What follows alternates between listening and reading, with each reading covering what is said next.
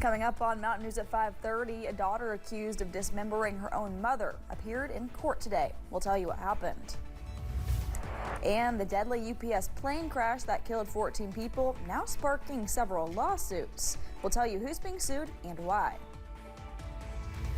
And it's quiet now, but will rain chances have an impact on your weekend? Details coming up.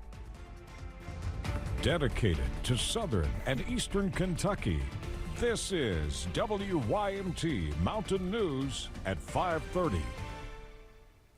Good evening. I'm Caroline Mueller. The Robertson County woman accused of dismembering her mother appeared in court today. The county judge has ruled Tori Lena Fields competent to stand trial after reviewing evaluations from mental health professionals. Dr. Timothy Allen with the Kentucky Correctional Psychiatric Center testified that while Fields did not report prior mental health conditions upon admission, he believed she was in a psychotic state at the time of her arrest. He suggested it could be drug-induced due to the rapid onset and resolution of symptoms. Never had a positive year drug screen that's definitive for using an illegal drug, but there is several mentions of illegal drug use in the records. Dr. Allen noted that mental health issues typically require treatment to resolve, unlike what was observed in Fields' case. The judge has set a pretrial date for December 8th. Lawsuits filed after the deadly UPS crash that killed 14 people are growing. Attorneys from Morgan & Morgan say they first filed on behalf of 3 plaintiffs, but since then they say 60 more parties have been added, and they expect that number to grow. The lawsuit claims there was negligence from UPS, Boeing, and GE, who manufactured the plane's engine that fell off during takeoff. Morgan & Morgan released a statement saying in part, quote, "It's hard to describe just how devastating this incident has been on this community, and we are working to uncover the details of how this happened and secure justice for all of those impacted." Whiteford, Taylor, and Preston, along with Kentucky-based Peterson Law, also say they are representing plaintiffs impacted by the crash. And local hospitals and medical professionals are now reflecting on the UPS jet crash and their response. The director of the U of L burn unit in Louisville confirms they took in 3 victims from the UPS plane crash. This morning, 1 remains in the hospital. The burn unit director of nursing says they were made aware of the air disaster right between shift change. 12 nurses were on duty at the time, and the night shift was about to come on board when the plane went down around 5:15 that day. She says the praises from the patients, their loved ones, and others has been overwhelming since the crash. U of L social workers have been checking with nurses who were there to make sure they're doing okay. We talk about things. We are open about our feelings and how hard it was for this event. But as hard as this event is, they are met with these events quite often. Obviously not on a national level of, news. Matthew Sweet was one of the victims treated at the U of L burn unit. He died 2 days after the crash. His obituary encourages donations to the University Hospital burn unit.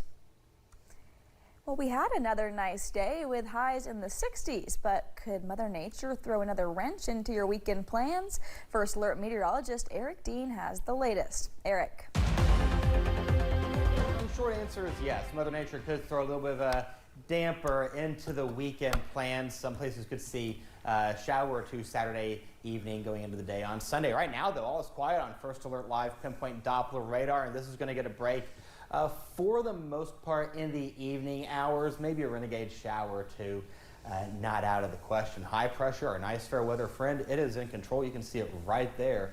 The high pressure that is large and in charge. We're starting to get on the back end of this, and when you get on the back end of that and that wind starts to shift out of the south and southwest, that spells warmer temperatures. And that's exactly what we're seeing right now. Look at this. Temperatures in the 60s from Moorhead down to Harlan, over towards Monticello, 50s over towards the Grundy and Wise area. Substantially warmer now as compared to 24 hours ago, between 8 to 12 degrees warmer, and that warming trend will continue for your Saturday. If you have plans tonight, not bad at all. Temperatures will be in the upper 50s, low 60s by 9 o'clock. I'll have the complete first alert forecast coming up in a few minutes. Caroline. All right, I like it. Thank you, Eric. President Trump signed the House-approved funding bill Wednesday night to reopen the government. One item within the appropriations bill was the regulation of THC amounts allowed in products. Now the Kentucky Hemp Association plans to push back on the new changes. Some say this will nearly eliminate the hemp industry. Many business owners in the cannabis industry are bracing for impact. Madison Carmouche talked to the owner of Cannabis about what the federal change means for her business. So we're not in panic mode yet. The cannabis industry has been on the rise since the legalization of marijuana, both medically and recreationally, increased beginning in the 2010s. Annie Rouse is one of those who took advantage of the growing interest. She says the 2018 Farm Bill passage really advanced the cannabinoid industry in Kentucky. We, as businesses, all created markets around that and have invested a lot of time and energy into that and took great risk. The 2026 Agriculture FDA appropriations bill passed Wednesday evening, posing an issue for Rouse's industry nationally. The bill redefines what hemp is, stating products labeled as hemp must now exclude quantifiable amounts of THC. It'll take 1 year to set into effect, and if nothing changes within that language over the next year, then we will be facing a complete ban on these products. They'll be restricted just like marijuana. Rouse says changes to Kentucky state law last session stopped her from being able to sell many of her drinkable products in store because of the THC concentrations. With all of her current hemp and CBD products being unlawful, she faces another potential setback in keeping her shelves stocked and her customers satisfied. I think that we can, in this next legislative session in Kentucky, really come to the table as an industry and further create safeguards within that legislation that's already been made. Rouse says she will continue to provide her cannabis services and expertise to the community as long as it remains legal. Making sure that we can maintain what we're currently doing and that we can grow into the future and continue to have this be an agricultural staple within Kentucky and the United States. In Lexington, Madison Carmouche, WKYT.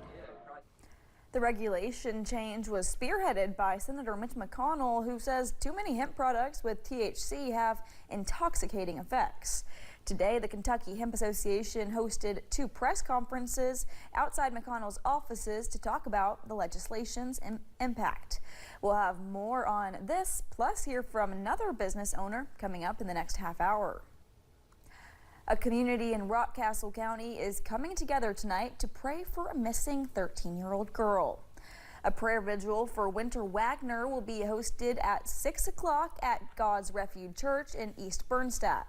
Winter has been missing for 1 month. She was last seen in the Orlando area of Rockcastle County. Organizers say everyone is welcome at tonight's prayer vigil. Coming up on Mountain News at 5:30, one company is canceling popular pet insurance plans and now faces legal action. We'll tell you why. And in the world of weather, it's quiet right now. We may have to dodge a shower or two tonight. The majority of us will stay dry. But what about this weekend? Details coming up.